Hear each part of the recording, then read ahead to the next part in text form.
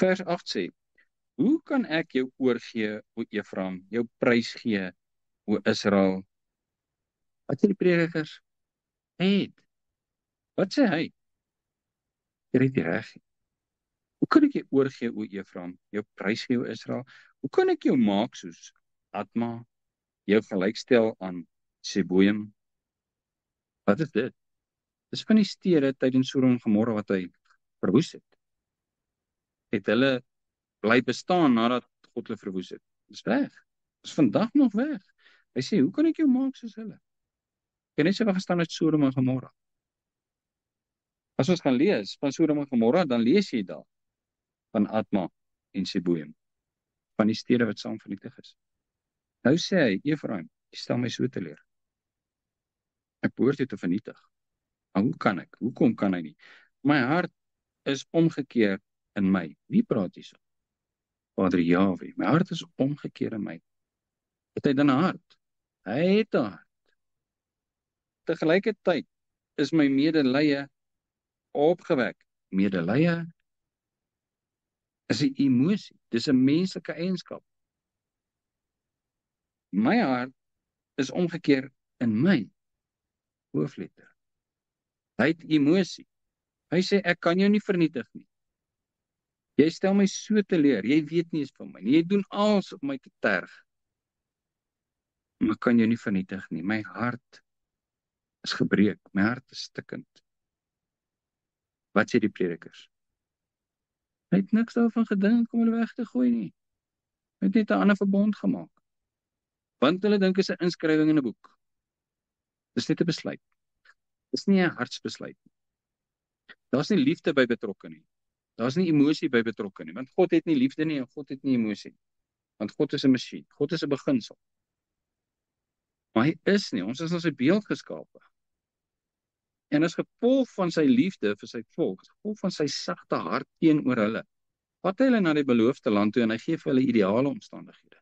Hy gee vir hulle die wet volgens die orde van Aaron om hulle absoluut voorspoedig te maak in daai land. Hoe lank? Tot Yeshua kom en die nuwe verbond begin. Al wat hulle moes doen is hou by sy woord en hulle sal geseënd wees. Dis sy hart. En wat sê ons vandag? Nee, wat? Is nie so erg nie. Dink aan ons liefde teenoor ons kinders, die van ons wat kinders het. Kan jy net op 'n dag sê, nee, hierdie kind van my, ek gaan hom net afsny. Nou nie meer lus vir sy streke nie. Kan jy dit doen? Nou, vader sê, of skoon 'n moeder dit kan doen van haar suigeling. Ek kan dit nie doen nie. Ek kan jou nooit vergeet nie, Israel. Jy is in my handpalms gegraveer, sê hy.